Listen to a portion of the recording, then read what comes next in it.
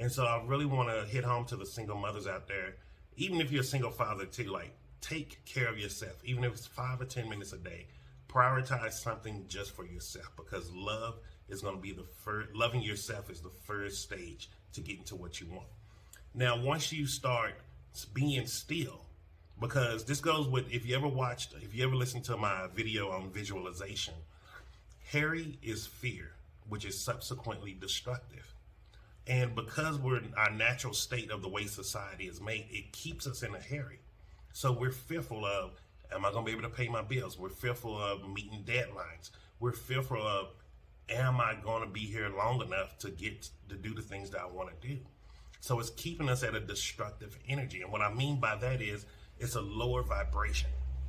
Fear is a very low vibration. It's down there with anger, regret, grief, and all of those things. And if you can understand the physiology of your body when you're experiencing fear in a hurry, you'll start seeing you're hunched over.